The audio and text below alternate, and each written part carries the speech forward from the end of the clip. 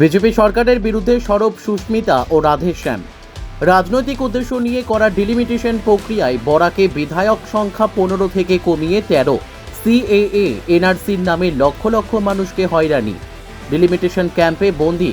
মূল্যবৃদ্ধি এবং বিজেপি সরকারের উদাসীনতায় গত 10 বছরে এলপিজির দাম 159% এর বেশি বৃদ্ধি পেয়েছে, যাতে একটি পরিবারের জন্য 7,000 টাকার অতিরিক্ত বার্ষিক খরচের বোঝা তৈরি করেছে। উপরন্তু জ্বালানির গগনচুম্বী দাম, যা নিত্য প্রয়োজনীয় জিনিসের মূল্য বাড়িয়ে সাধারণ মানুষকে মারাত্মক দুর্ভোগ সৃষ্টি করেছে। এছাড়া ডলু চা বাগানে গ্রিনফিল্ড নিয়ে সুপ্রিম কোর্টের রায়দানে স্থগিতাদেশ জারি। উজ্জ্বলা গ্যাস, জীবনদায়ী ওষুধের দাম বৃদ্ধি, 25 কোটি চাকরি, কৃষকের আত্মহত্যা, পুষ্টিকর খাদ্যের অভাব। প্রধানমন্ত্রী না খাউঙ্গা ও খানে না দুঙ্গা বলেছেন, যদিও বিজেপি আমলে বৃহৎ স্কেম রয়েছে। মঙ্গলবার শিলচর কাছাড় ক্লাবে আয়োজিত এক সাংবাদিক সম্মেলনে রাজ্যসভার সাংসদ তথা তৃণমূল নেত্রী সুস্মিতা দেব এ কথাগুলো বলেছেন। তিনি বেশ কয়েকটি ইস্যু নিয়ে সরব হন। সুস্মিতা বলেন, ডলু চা বাগানে গ্রিনফিল্ড নিয়ে সুপ্রিম কোর্টের রায় দিয়েছেন। বর্তমান স্থগিতাদেশ জারি করা হয়েছে। এতে বিজেপি নেতৃত্বের প্রকৃত স্বরূপ প্রকাশ্যে এসেছে।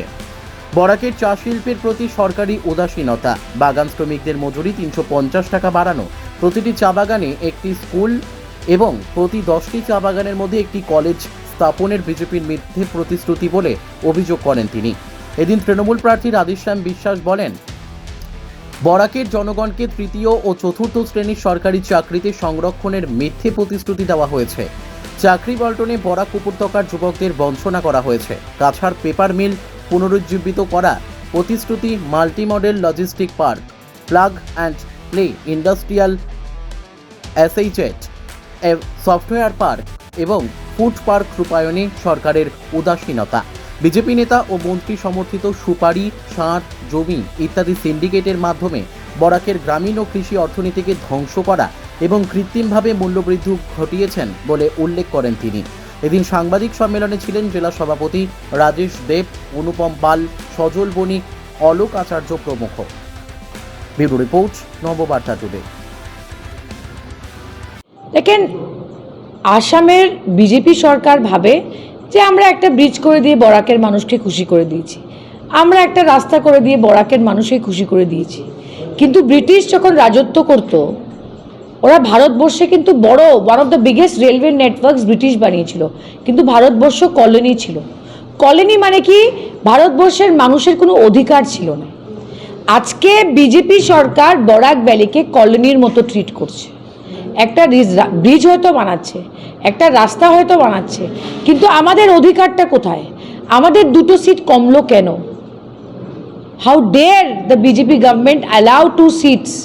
আর এই যে বিজেপির নেতা মন্ত্রীরা, এমপি বিধায়করা বরাকে আছে, প্রত্যেকে চুপ রইল।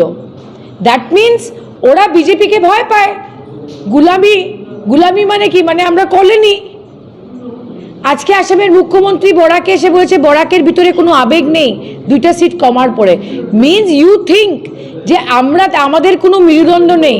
তার মানে আসামের মুখ্যমন্ত্রী, বিজেপি সরকার বলতে চাইছে যে বরাকের মানুষকে চানাচুরওয়ালা, ধুতিওয়ালা, লুঙ্গিওয়ালা বলতে থাকো আর ভোট আসতে থাকবে।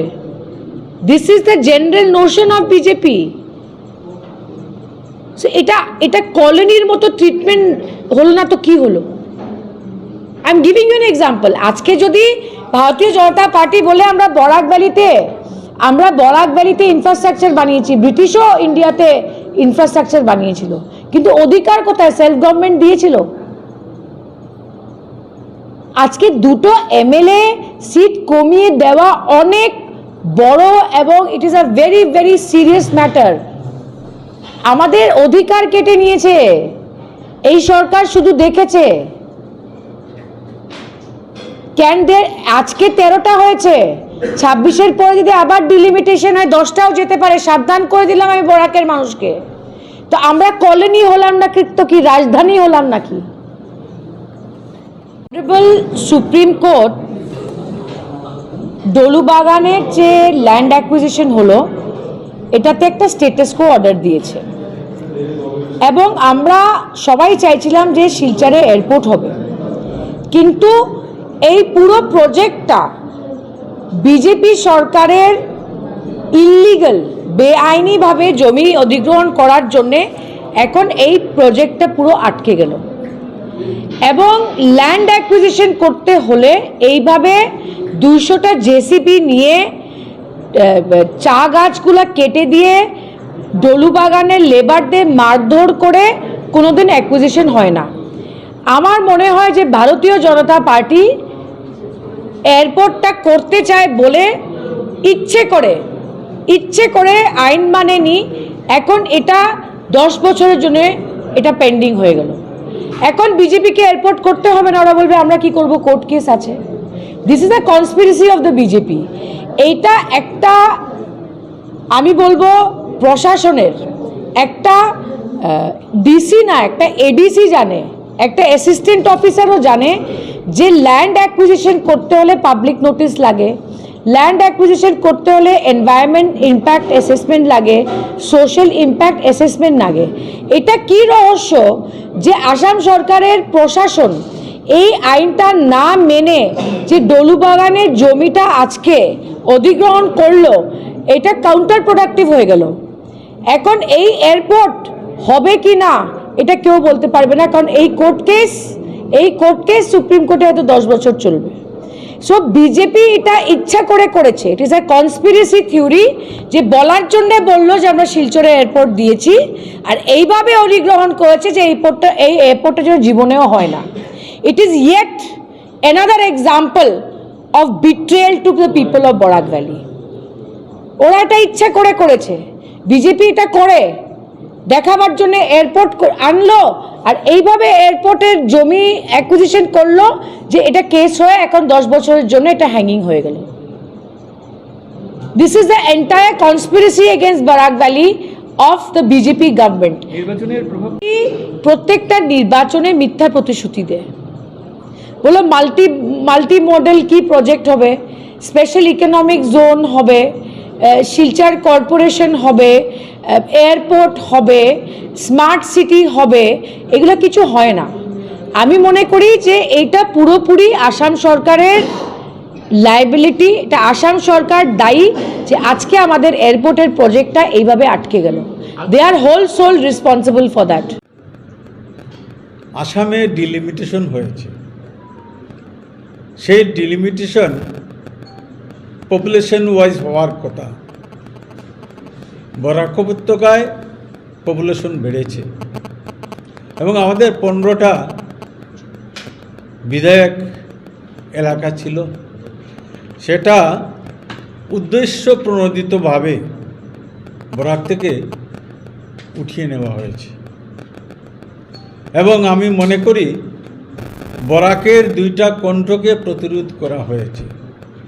সেই সঙ্গে বরাকের যে উন্নয়ন ডেভেলপমেন্ট যেটা বলেন ওনারা, একটা বিধায়ক বছরে কম করে হলো 100 কোটি টাকার সরকারি বিভিন্ন প্রকল্প ওনাদের মাধ্যমে রূপায়িত হয়ে থাকে। বরাক উপত্যকায় 2 জন বিধায়ক কম হওয়া মানে 200 কোটি টাকা বছরে আমাদের বরাক উপত্যকা থেকে অন্যত্র চলে গেছে। অথচ যেখানে আমাদের জনসংখ্যা অনুযায়ী বাড়ার কথা ছিল 2,50,000 এমনকি 3 লক্ষের উপরেও একটা কনস্টিটুয়েন্সি করে আজকে বরাক থেকে এই যে বিধায়ক সংখ্যা বানা হয়েছে, অথচ আসামের অন্য জায়গায় অতি অল্প সংখ্যক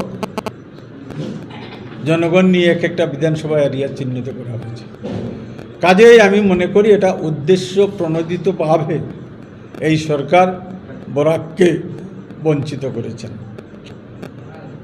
আমরা বাংলা ভাষায় কথা বলি, অসমবাসী বাঙালি আমরা, আমাদের পার্শ্ববর্তী রাজ্য বাংলাদেশ।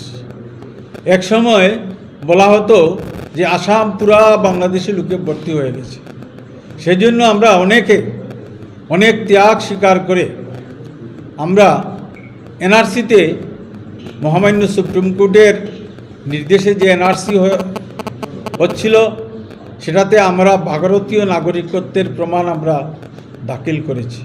আমাদের জনগণের